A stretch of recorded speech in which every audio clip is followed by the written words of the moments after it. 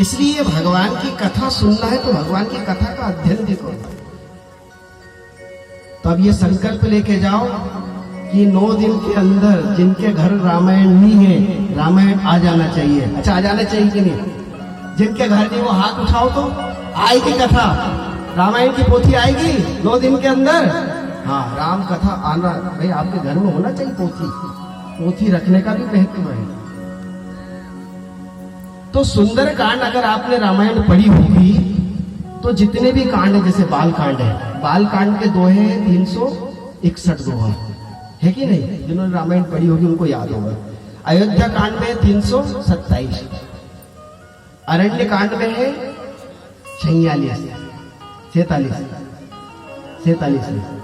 किष्किंधा कांड में 30 दोहे हैं। अच्छा, आप विचार करो कि बाल कांड में सबसे ज्यादा, अयोध्या कांड में उससे कम, अरण्य कांड में उससे भी कम, किष्किंधा कांड में और कम। तो अभी तक जो रामायण आ रही थी वो अवनति की ओर आ रही थी, नीचे की ओर आ रही थी। अच्छा, आ रही थी कि घटाओ की ओर आ रही थी। पर सुंदर कांड जैसे आ गया 60 दोहे पे चला गया, बढ़ाओ की ओर आ गई। इसलिए इसका नाम सुंदर कांड है। जहां से बढ़ने की ओर प्रेरित करता है ये, इसलिए सुंदर कांड है ये।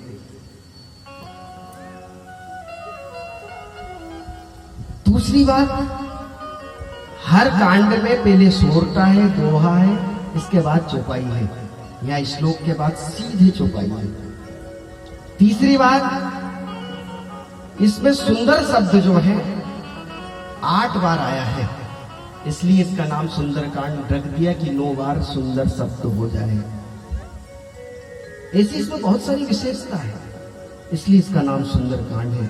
और ये सुंदर कांड भगवान का कंठ है। और कंठ की विशेषता क्या होती है कि इसमें माता सीता को भगवान की खबर मिलती है और सीता माता की खबर राम जी को मिलती है, जो एक दूसरे से वियोग में थे। उन दोनों की खबर एक दूसरे को मिलती है, इसलिए इसका नाम सुंदर कांड है। इसलिए भगवान का ये कंठ है। मधुर कंठ से हनुमान जी महाराज ने पता बताया कि राम जी ने मुझे भेजा है, और राम जी को बताया कि सीता मैया वहां पर है, आप चिंता मत करो। इसलिए इसका नाम सुंदर कांड है। और इसलिए एक गिरवा है, इसलिए एक कंठ है। और सीता माता की खोज क्या है? भक्ति की खोज है। और भक्ति की खोज भगवान के नाम से होती है, और नाम कंठ से लिया जाता है, इसलिए इसका नाम सुंदर कांड है। लंका कांड मुख क्यों है भगवान का? लंका कांड इसलिए मुख है कि इसमें सारे राक्षस मरे हैं, और राक्षस मर के गए का भगवान के मुख में समाये हैं। और भगवान का मुख क्या है?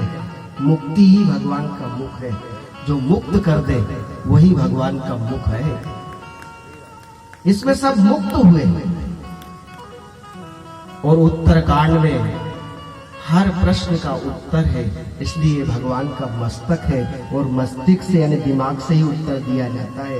इस प्रकार से रामायण जो है ये भगवान राम जी का तंत्र है, ये भगवान का शरीर है वांगमय। इसलिए रामायण को आप पोथी मत मानना, रामायण को भगवान राम जी का स्वरूप मानना। और आपके घर में पोथी हो तो रोज प्रणाम करना।